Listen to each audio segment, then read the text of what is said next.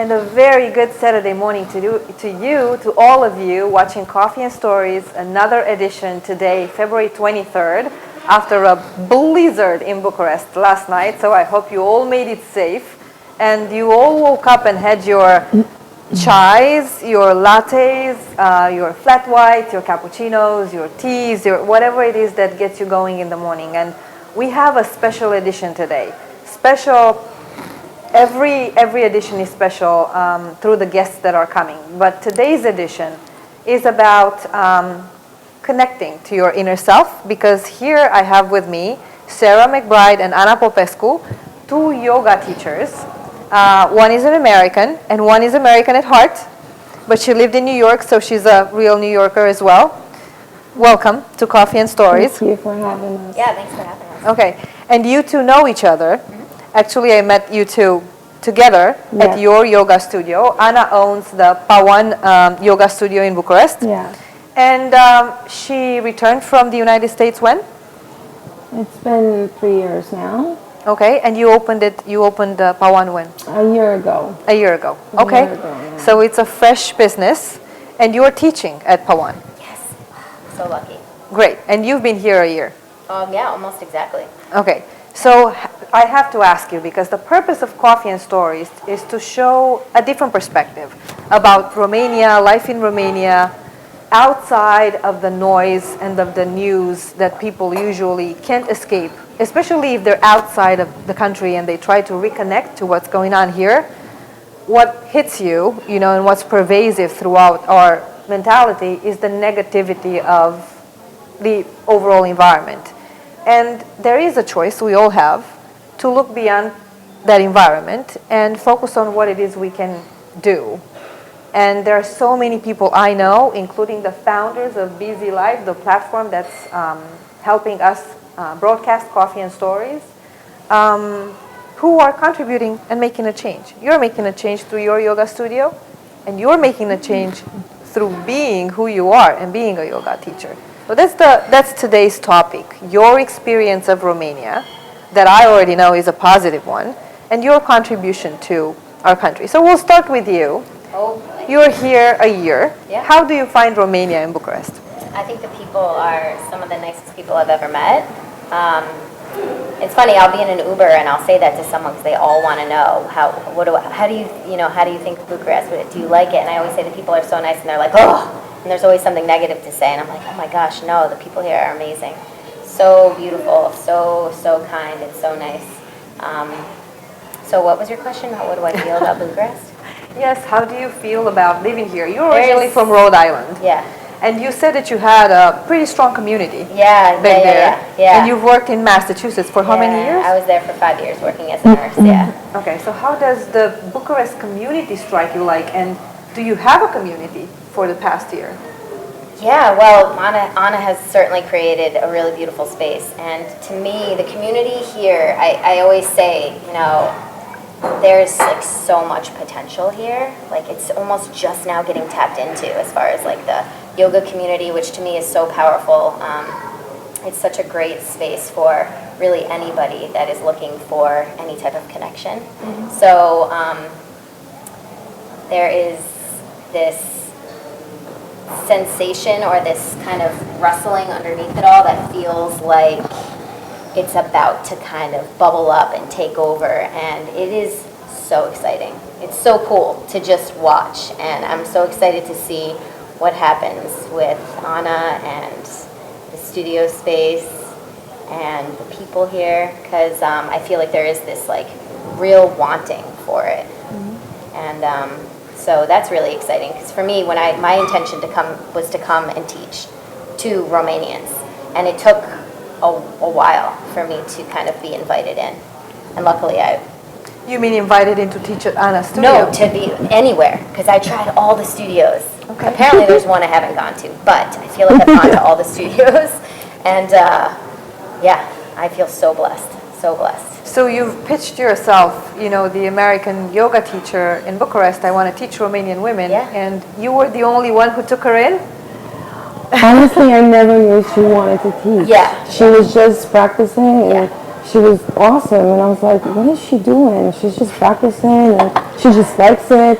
I knew she was like a teacher, but then she never said anything. So one night, I was like, oh, I wish there would be like one more Kundalini yoga teacher like I am. So like, what am I going to do? And it just came like, I need to talk to Sara. So I stopped her one minute. I said, would you like to teach? But I was a little bit embarrassed. And she said, yeah. I'm like, okay. So it was just, it was natural. It was natural. She never asked for anything. That's true. She was just doing her practice. So that was confusing. But she was very humble and amazing in her practice. You got to watch that. Yeah. Yeah, that's so true what she said, though. I never did. I wanted to come here and teach, but I never put myself out there as far as like, hello, you have to ask. You have to inquire. Like, you know, that's something so interesting because I'm getting ready to launch a series of events where I talk to people about fully expressing what they want, and there's a friend I have who will contribute a presentation on how to ask for help. How to ask for what you want and what you need, because we have so many stories in our minds about, you know, what people are going to think about you, and is it appropriate to ask? Is it the right time? What if they say no? And this is something that people, you know, people don't have this barrier as much in the United States, especially in New York. And I love the, you know, the power of saying what you mean. That is a real power. And to me, it's also connected to your physicality, to how strong your core is, because you're gonna, and that's your job. You know, the two of you, you know all about that. Yeah. So you know, the two of you found each other. How come you came back to Romania after 5 years in New York? And you have done so many things in New York. You have to explain your story, you know, how you found what you wanted to do in New York, and then how come you came back? And how come you opened a yoga studio? Yeah, that's a story. That's a real story. So first of all, I went to America because due to my work in Romania, they gave me the O1 visa. So I was like so proud I had that. Okay, what were you doing before you left? Ability visa. Well, I was an actress. I was a Romanian actress. Okay. I still am an actress. And I was like, okay, I'm just gonna act in New York. But then in New York, things changed a little bit. I was lucky enough to have opportunities over there, but I was burned out. I worked for like, let me see, 9 or 10 years. It's a very sensitive story to me. I'm still, I mean, I haven't told it yet to people, but It's I okay, think it's that just the my three of us story, here. yeah, right. I think that my story, it's important so that people hear it. So maybe, I don't know, if I can help in any way. So anyway, I was burned out, anxiety, you know, the whole baggage, like struggling with that. So I said, I need to fix myself somehow. So I started dancing for a year, I guess, a lot, till I destroyed my body. So I kept on destroying parts of me and searching for something. I didn't know why I was acting anymore. I was like, why am I doing this? Opportunities were coming, but I just couldn't take them. And, you know, being in New York and having, you know, the chance.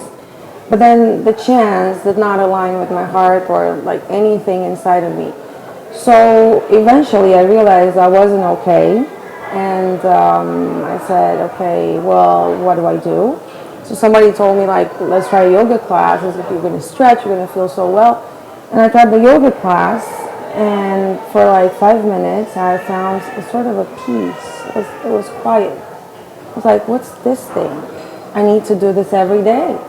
So I stopped acting and I got a job in production, movie production and commercials. I started training as an acting coach because my thirst for acting, I just wanted to give it to other actors. And then I did yoga every day for like 2 years, all sorts of yogas, all sorts of meditations. So I found the one that was like the one for me. Which is Kundalini yoga. Yeah, it's Kundalini yoga as taught by Yogi Bhajan, who was an amazing teacher. And he brought this amazing technology. And you can be in the society and still have the techniques to find yourself wherever you're at. And yeah, so this is what happened. And then after 2 years, I said, okay, so what am I going to do now? Because I reached a point where I found myself, but I needed to communicate. So acting is a sort of communication, but I needed to give something to people, to share. I'm a giver, so what do? So 2 teachers called and said, Anna, you've got to go back to the country and just teach. Nobody's teaching over there Kundalini. I said, oh my God, it's like, I don't really want to go back, but then it was my mission. So I think I'm lucky to have a mission. It's not easy. I know I've opened the studio a year ago, but there's dark circles of like 2 years now. And yeah, so I came back to Romania to teach. That's the whole thing. Because people ask me, what happened in New York? You didn't like it there? I love New York. And I go back to New York to recharge. I don't go to the Bahamas, I go to New York. That's me. New York is a fabulous city and it gives you a lot and takes a lot from you. So you've got to find that balance with New York. So I've studied all over the world, and then I said, okay, I'm just going to settle at home, see who I am right now in Romania, and I'm going to open a studio. Last money I have, I'm just going to open the studio and build a community, and let's see how it goes. And how is it going? Great. But I think it's wonderful. Wait, I don't want the answer from you. You, on the other hand, you can tell me how it's going, because you've been going there to practice, and now you started to teach. And you said you wanted to teach Romanian women, which is so interesting. You wanted to connect to the feminine power that we have in this country. And we were just discussing before the show how there's a huge, tremendous power in a specific generation in the women in this country. So 30 to 40-year-olds who really embrace who they are, and they're making profound shifts in their life. So how have you experienced that community that Anna's trying to build? Wow.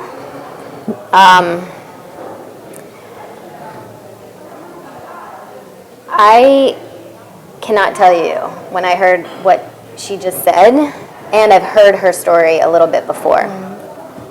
I already knew that like our teacher Yogi Bhajan wanted her to come to Romania to open up to teach. The technology of the yoga is very, very powerful.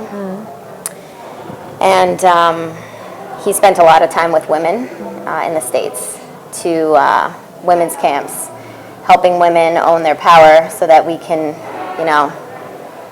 be happy, healthy, whole people. And I'm so inspired by what Anna does in her classes and where she's headed. I think it's so, so, so needed everywhere in this world. But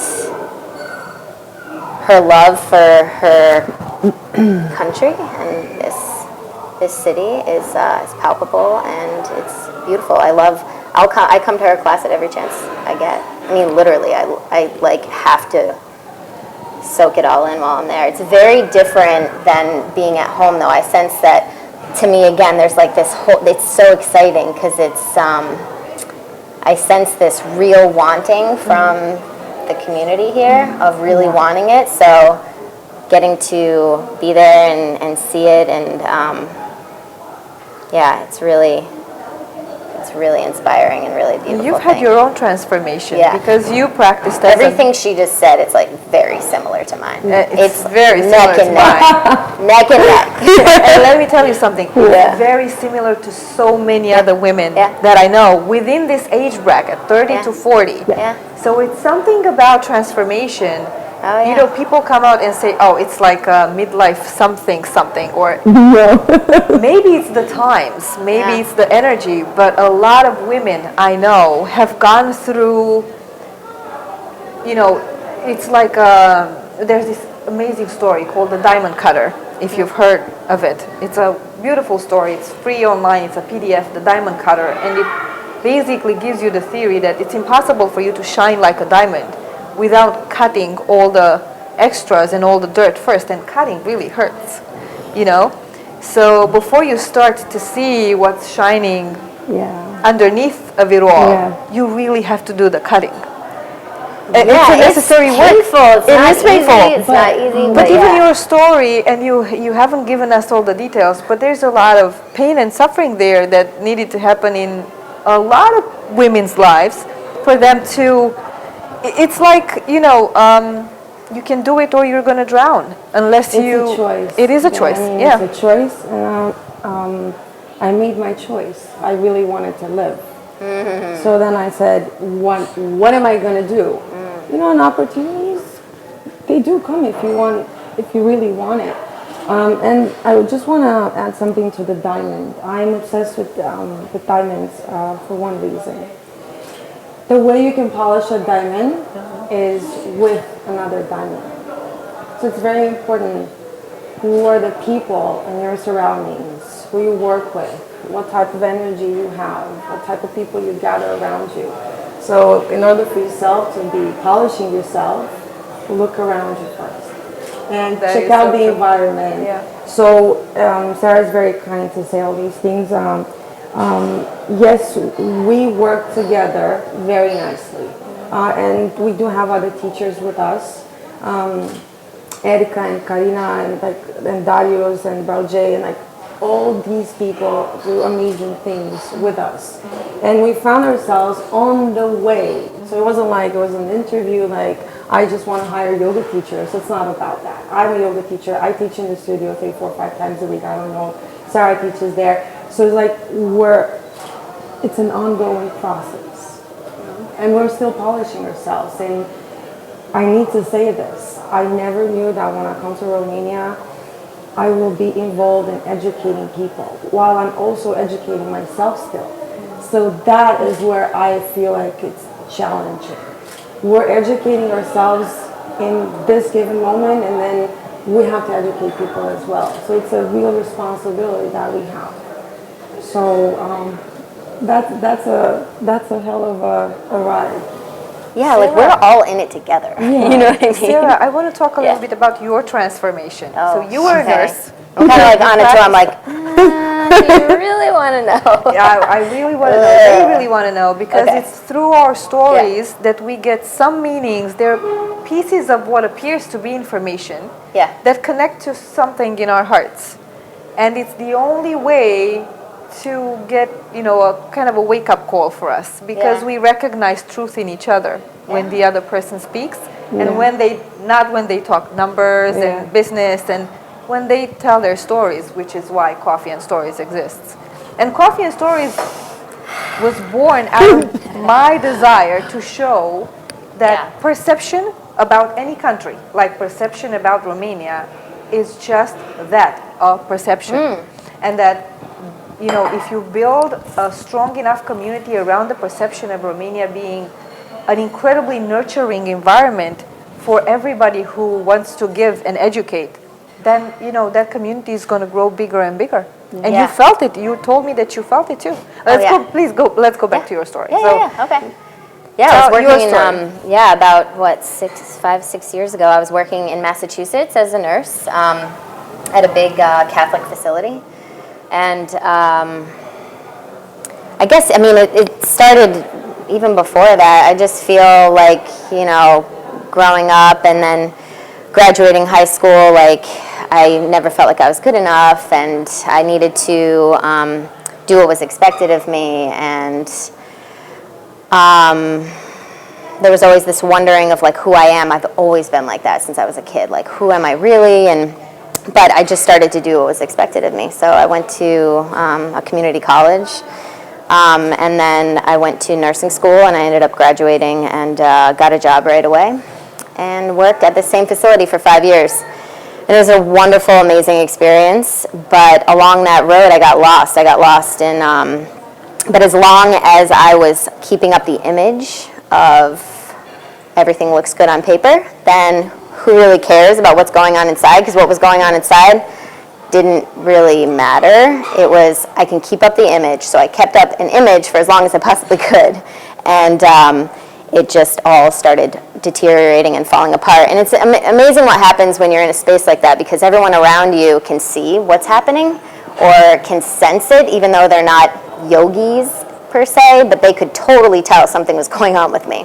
And I started to push everybody else away. So it was just this cocoon around me. I literally created like a materialistic cocoon. I had things, the more I had, the happier I was.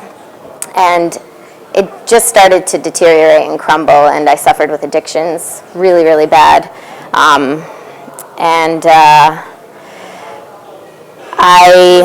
did you feel like you were really attached to all those things? Oh, I was in a really, really, really bad space. Kind of, just like what Anna said, like I really started to lose hope. Like I remember looking at people, normal people, and thinking, how are they functioning normally in life? Because I couldn't really function normally. I was doing all the things that I was expected to do, but at the same time I was like really dying slowly, spiritually, totally gone. And I prayed to God, like it's exactly what I did, which wasn't something that I ever normally did, but I remember one night just getting on my knees and asking for help, and I received it like right away. I ended up getting help, going, actually what really ended up happening was a girlfriend that I grew up with. This is her company, longtime son. She is an amazing teacher, and I saw on Facebook that she had a class, so by a miracle, and this was like the next day after my desperate prayer for like either death or like a rebirth. That's really what happened. And I saw on Facebook that she was teaching a class, so I ended up going to this class. I didn't know what the heck it was. And I walked in and I was late, and it was a Kundalini yoga class, and that class changed my entire life. My entire life. I remember, just like Anna said, my eyes closed, and I did everything she told me to do, to a T. The breath as best I could, gazing at my third eye, like all of it. I was so desperate. It was that gift of surrender that is the most powerful thing, and I think the crack was big enough that really let the light in, and I sensed that really deep spiritual awakening, and that's what started to happen. I started going to more yoga classes. I ended up getting help. I ended up meeting people that I never would have imagined that I would ever meet. I went from being completely alone to having a community, instant community, and it happens in yoga. It happened also through AA and meeting people through addiction. I ended up going to rehab and all of that. And it was the best thing that ever happened to me. So my image came tumbling down. I was this nurse, and I had all this stuff, and then I just surrendered, and I was like, here I am. I was bare-boned, and I'm like, here I am, and I got to rebuild myself. And it was the biggest gift ever, because all that stuff on the outside is... It's not nearly, what happens on the inside. So I'm working, and I'm doing it now. I'm educating myself continuously still, and growing and doing my best to grow. Because to me, what happens in here is so, it's the real deal for me. That's what I have to work on. Everything outside it's nice, but that's the truth for me, is that stuff inside. And then getting to share and help other people heal, and even, especially women, but everyone really, but women, I feel we all really, really need it, is to know your own real power and your ability to heal yourself, and to not lose faith, and to trust in, know that is within you, and to be able to help other people with that is so, so powerful, because helping people remain hopeful and find that power and strength within, it's really great, and Kundalini yoga really helps with that. It's like works instantly. All yoga is good yoga, and I almost want to create a T-shirt that says that, because I still believe that it's not just, but Kundalini yoga is very powerful. It's amazing. So. I'm curious if you, and I'm sure you do, you get women in the studio who come because they share a similar need. Some people come because they feel it's going to align their physical body with their mind and quiet their mind, but some people really come because they need help, and they need help right away. Oh yeah. And do they open up? Do they say what's going on in their lives? Do you give them more guidance when it's somebody who really needs help? Yeah, Anna, is it me? Okay. Yeah. So I think it's a very fine limit, and it's important to understand exactly what you're doing as a yoga teacher, and very gracefully kind of guide them But what I wanted with the studio and what we've talked in the studio as teachers is that some people do need to see psychologists and psychiatrists and nutritionists. And so what I did, I said, we got to find these people that we can communicate with and have the options here. So in the studio, we have a clinic, Clinica Hope, and then like guys just go there, try it out, and then for practice, come to yoga. Okay, so that's different. Depending on the needs, some people really do need to work on the nutrition side. So what we did, we created these workshops during the weekends for self-help, with NLP, with mastering, with coaching, with nutrition. So we offer a variety of things. And once you see the schedule, you'll know if something's for you, even though you haven't heard about that word in your life. So the guidance, yes, but we communicate. Like, I'm going to ask Sara to work with someone. And for instance, if a teacher's going to ask me about vinyasa, I know about vinyasa. I like vinyasa. I don't practice enough. But Sara is in charge of that. So I'm like, talk to Sara. Let's see how that goes. If Sara sees that the person cannot do vinyasa, needs to do hatha, we send it to Erica, the other girls in the studio, or even Greg, Sara's fiance, if I may say that, who's an amazing teacher. And he's like helping us in serving this country also.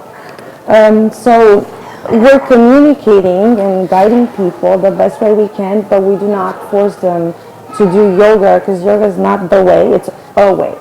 And sometimes the tendency in Romania, and what I've seen in Bucharest and in the studio, is that once they find this, they only want to do this. You can't do just this. My story is just a little bit different because New York offered me so many options.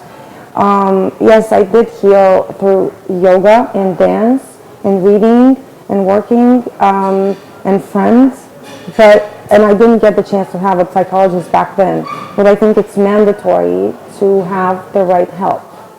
And the right help is the one you will check.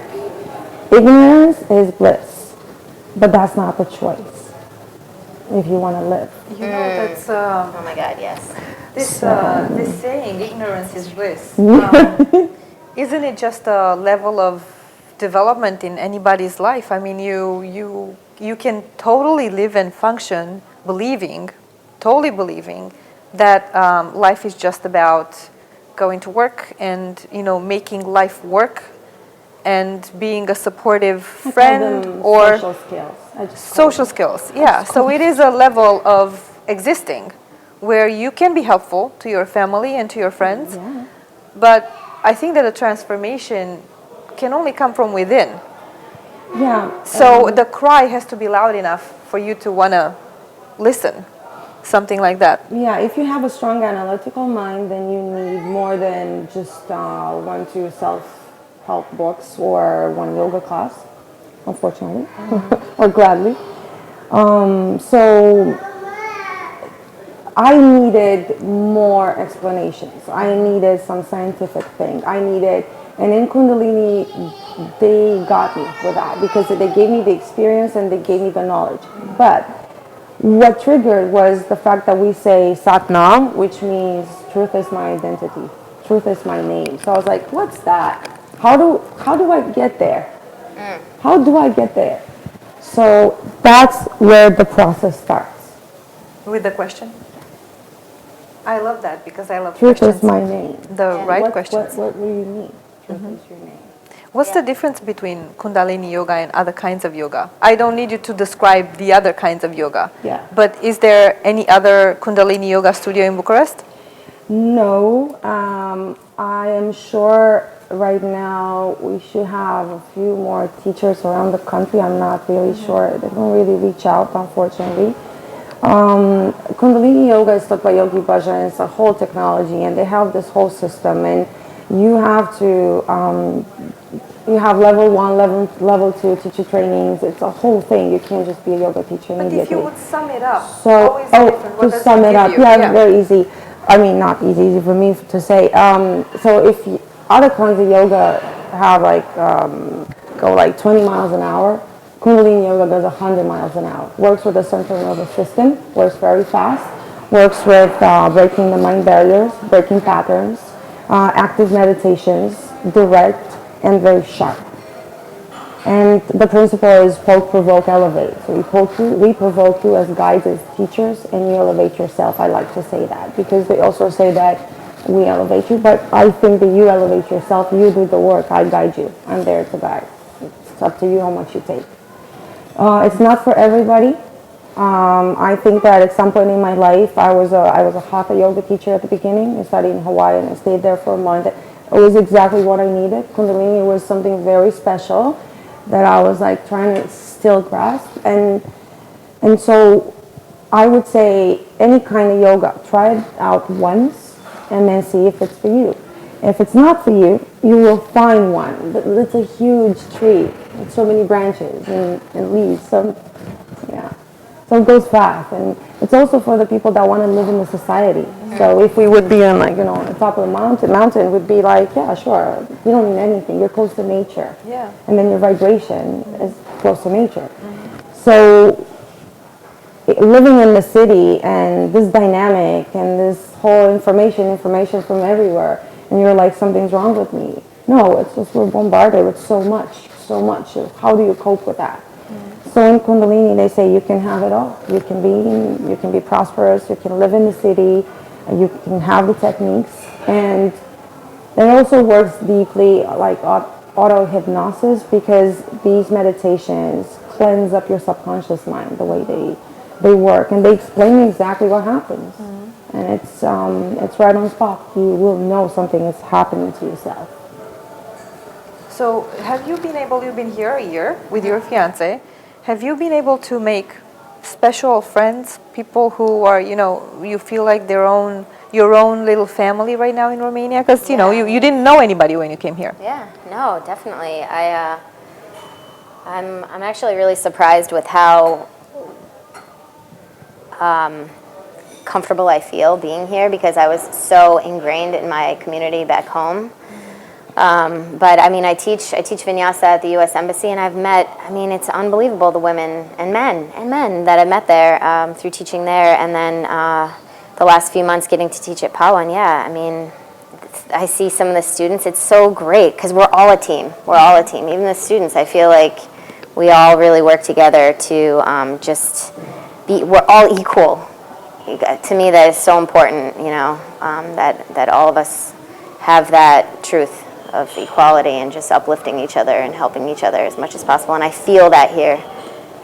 You feel it when you're surrounded by Romanian women and men who practice, you feel like there's this feeling of being equal or the same? My feeling when I'm teaching Kundalini to the Romanian population here is like, I just want to take a hammer and just crack the screen and be like, come on,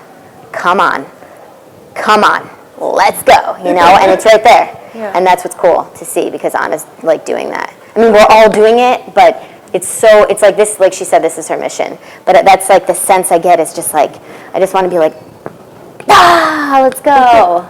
Because while we're chanting more, third chakra, voice, we're going to be, we're chanting more, but yeah, it's, I want to break through. Because back home, it's you'll go to a class and people, we're going to chant, and it's that room is vibrating. It's so loud. Because people already know. Yeah. It's just using your voice and stepping into that is, And I remember my first class. I remember my first few classes and being thinking that the teacher was saying for us to do things so that I looked stupid. That's what was going through my head. So I can sympathize, because I don't know if that's what's going through their head, but I can sympathize with that. And it's so true what Anna said, just back to what she said, because it does. It wasn't just Kundalini yoga for me. It was so many things. That it was the community. It was help, outside help, inside help, food, the whole thing. So. It's interesting, because I feel one of the reasons, maybe the main reason why I came back after 10 years in New York and New Jersey was that I was missing the idea of belonging to a community like me, with people like me who care about the things that I care about. I was not able to find or integrate myself into such a community in those 10 years in America.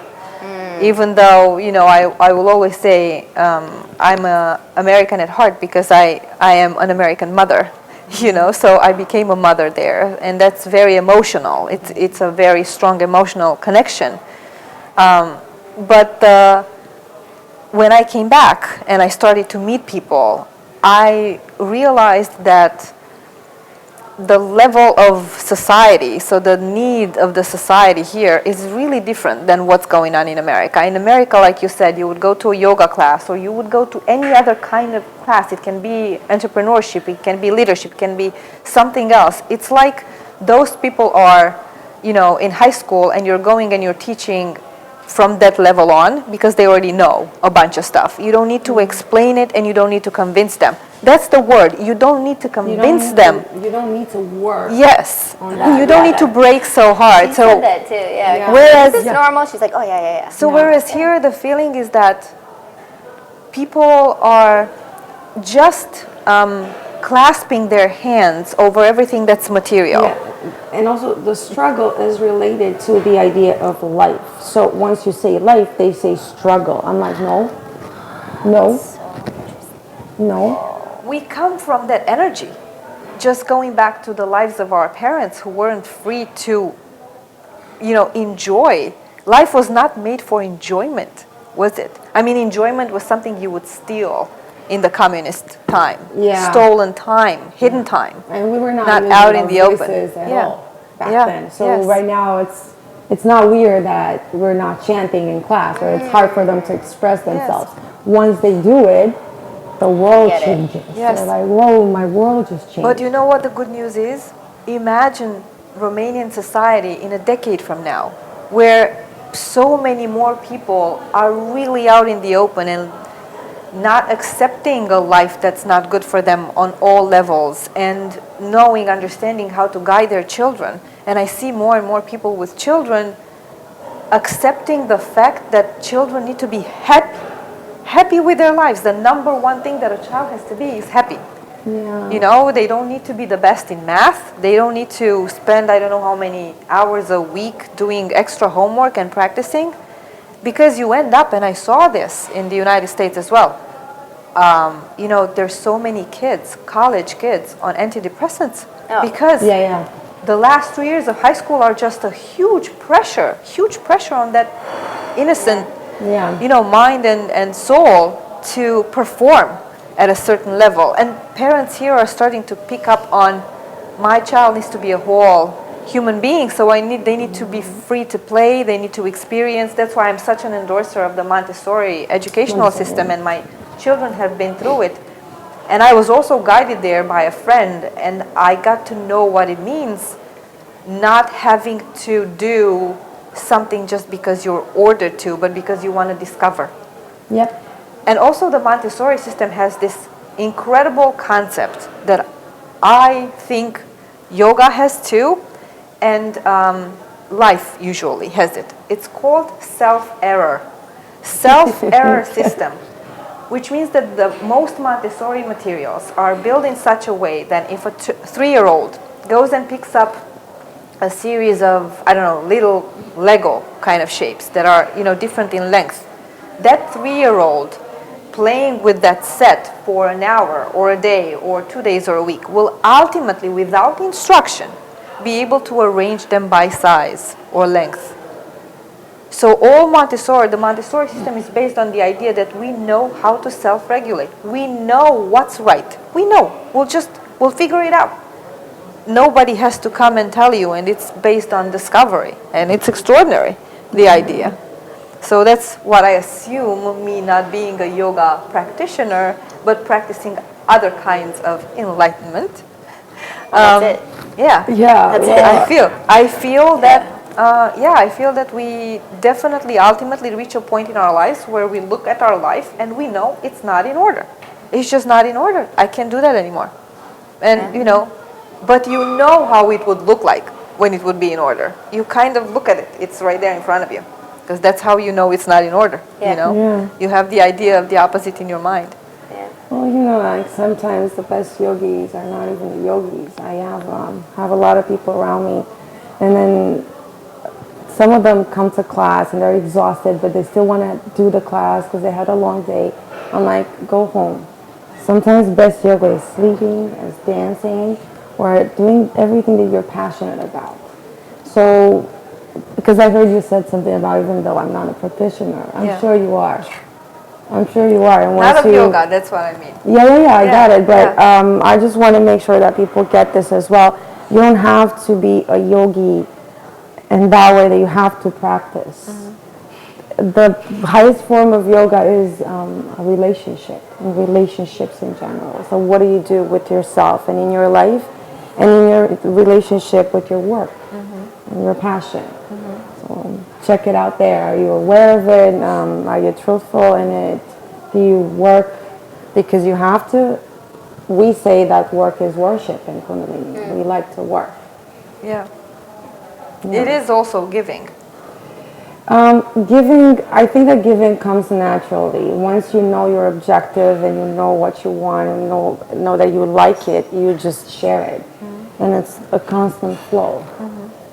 So, I mean, right now people talk about spirituality a lot and the heavens and whatever is up there and our higher consciousness. But what's happening on earth? Are we like what's the job that we have on this earth? Do we really honor this place? So without talking about, a higher force. But you can't honor that if you don't honor yourself. Exactly. So that's being the job of the earth. And then, when there's something really special and esoteric and whatever, you don't really talk about these things because their experience is so deep. And once you start explaining them, it's just your interpretation about an experience. But the real deal and the real meditation is to actually put yourself out here and see what you can do, what you can help, what you can share. I remember something very emotional. In New Jersey, I used to teach at a Catholic school. I was a catechist at a Catholic school, and I used to teach kids, 4th graders, every Wednesday. I did that for a year. And I would start the class. They would give me the books, religious books. Yeah. And I would start each lesson with movement because I know that it connects us. And right in front of the school, there was a huge tree with a big trunk. So we would all, maybe I would have like 12 kids in my class, we would all go and hug the tree. So we'd make a circle and we would hug the tree, and we started the teaching like that. And then we would say our Father, and then we would start talking about what's going on in our lives. Let me tell you something. In the very beginning, the kids didn't really want to hold hands. They were already 10, so they were a little older, and they felt pretty embarrassed to hold hands and talk about themselves. I would say a couple of months into teaching, they couldn't wait for the moment, the beginning, the ritual of connecting to each other. And that it wasn't any embarrassment to hold hands, to look at each other, to share personal stories, and they never, ever teach you this in school. The normalcy, the fact that it's normal to go and touch somebody, hold their hands, and tell them about your day, what really happened in your day, what it is that's the truth of your story, and not your job and the technical aspects of it and what you read in the newspaper. And if those kids start to incorporate it in their daily practice, which is what it's all about, they're going to be comfortable doing it later in relationships. And I look at how we have created patterns of communication, how broken they are in our professional lives, where we sit around a big table and we're all separate, and our personal stories have no and should have no impact on our performance at work or on our business, which nothing can be further from the truth, Yeah. I'm sure you get a lot of business women who come to your, yes, but I of course, I don't want I don't want their stories, they're not present here, but I would like to know when they come, and let's say that they're new to the practice, and they come with a lot of baggage, a lot of how people should work in professional relationships, how perhaps if I'm a boss, how I have to deal with my team, how I have to deal with conflict in the team. There's so many things as a professional that you think you have to deal with. And then you go to yoga and you let go of that a little bit. And can you describe the transformation? Yeah, well, Sara knows, and I'm going to start with this, that we also have doctors in our classes, like neurologists and psychiatrists and CEOs and whatever, a lot of professions. Then once you're there as a teacher and you see them, you don't see their jobs, but you can see the level of their stress. Depending on how they are and their job as well, they are more open or less open. And you never know what's going to happen during the practice. Sometimes they're very tight up to the end, and then they have their struggle at home, and that is a struggle. Or the practice surprises them, and it happens directly in class. And it's a very intimate process, and what we want in the studio is that it's a safe environment to express yourself gracefully without freaking everybody else. Nothing incredible is happening. I mean, come on, some tears or some laughter, aren't we all people? It's nothing. But in the society, it's weird to start crying probably, or even for men, right? But once they break that cocoon, for us is it's a joy, because you could see what happened to them and you actually helped in their process. So then that's where it starts from. They have this experience, they know something's happening, they found one answer, and then it's their choice if they're going to come back and work more on it or not. Some of them, and one day I was like very tired because I am not good at business. This is the truth. I am good at acting. I am good as an acting coach. I am good at some design stuff, and I can dance. But doing business with your intuition, oh Lord, that is something. So I'm learning, and one day I was exhausted. And I was like, what am I doing? Am I doing something right? And then one amazing lady, Raluca, she came to class and she said, thank God there's a class today. I had 70 consultations and kids with, problems. Thank God I needed this class so badly. So I'm like, here I am talking about my stupid, emotional moment to myself when there's someone who had 70 consultations that needs this class so badly. So the way we contribute is that we're there to guide you, and 70 kids the next day will be much better because she's in shape now. So you cannot imagine that drop that you think it's nothing can help people out so much. I've always had a big mouth and talk too much in Romania. Since I was a kid, it was weird. I was telling the truth. I was speaking too much. And in America, I felt freer. So my mom is a person she's amazing. So she spoke to me in English since I was 2. She was singing to me, my Bonnie's over the ocean. And anyway, I grew up like that. So I was allowed to express myself. But then I hit the society barrier. And then, yes, I do recognize what I see in these ladies that come to class. I was there. And now, don't get me wrong, I'm still vulnerable. The only difference is that I accept what's happening to me. I have a friend who's very dear to me, and I have a lot of people that I love. And some of them don't believe in anything. They just say we're living organisms, but they have good hearts, and they're affectionate. And their affection helps people around them. Some of them are CEOs, and they have good hearts, and that's a yogi to me. So if you're not a guide or a yoga teacher, but you're nice to someone, then you're a yogi. You did your job. Be kind, be nice, be open, and know your limits.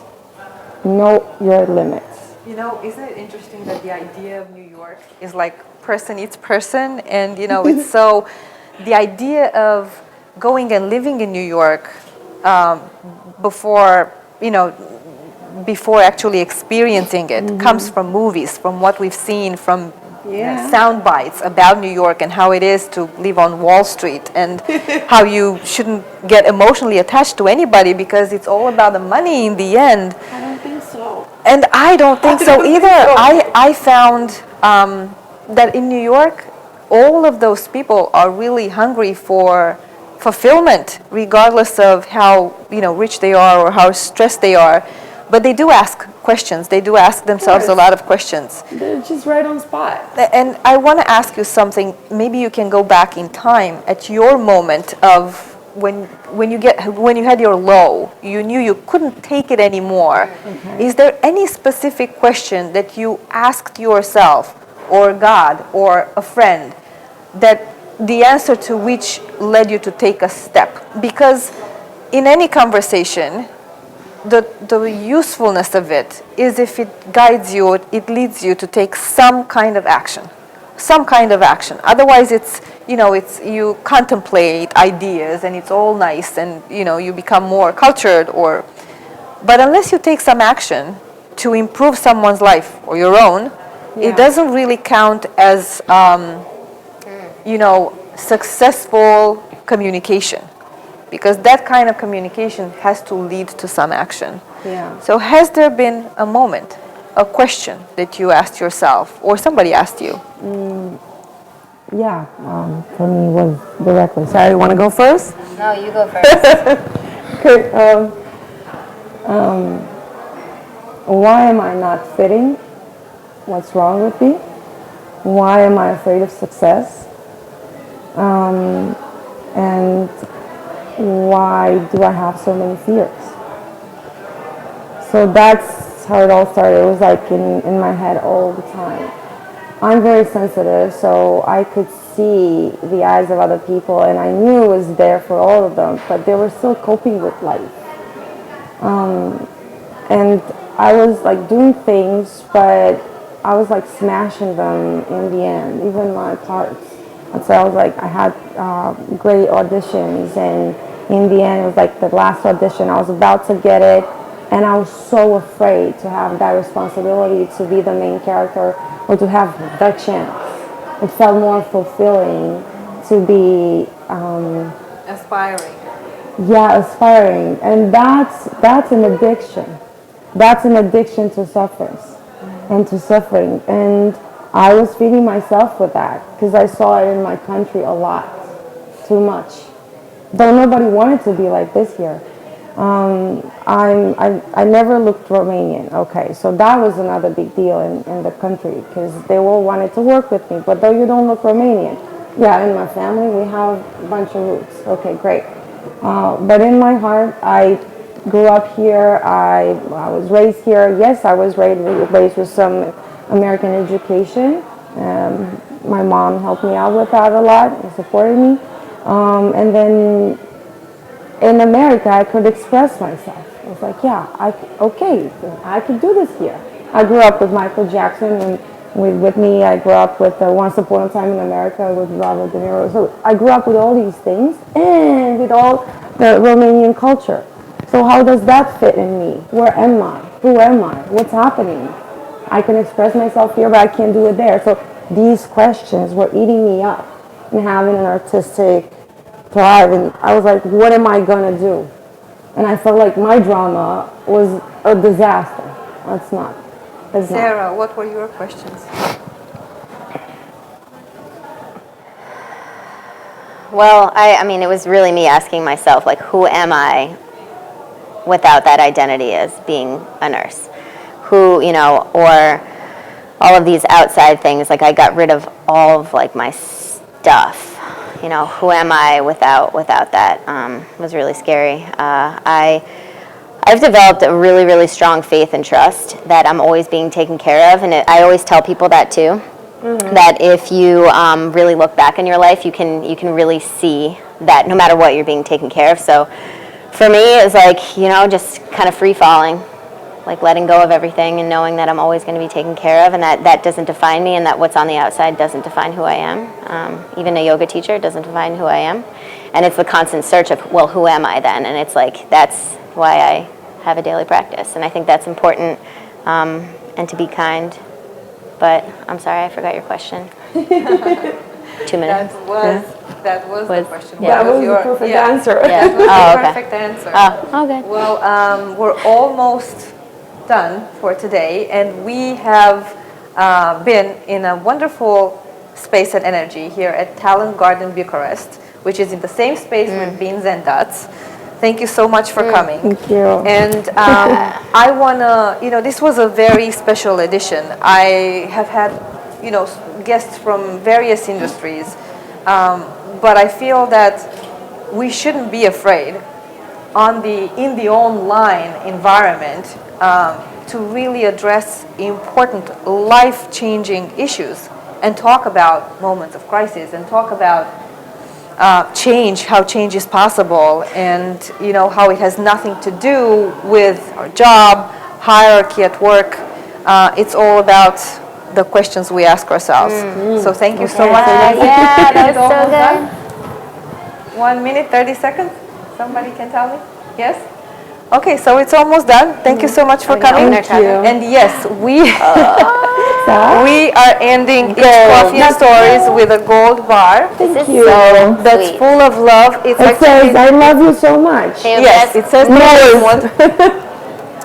These chocolates are called Tim Te Iubesc Mult, and what's inside, like inside of ourselves, Wow. is what matters, because it's not only chocolate of really good quality, but there's a message inside. Usually Ain't that the truth? Yeah.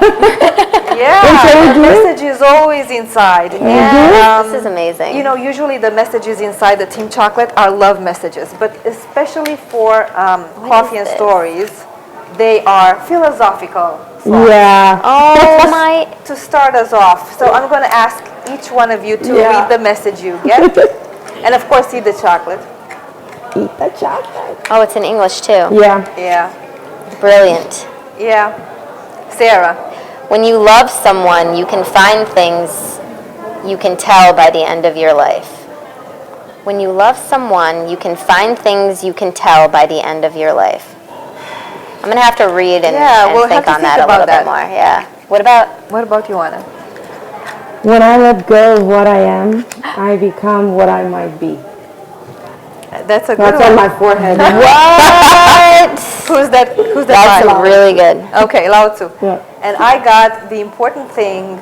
The important thing is not what they think of me, but what I think of them. Wow. Which I have, wait a minute. This is what Queen Victoria said. Now, I have an amendment.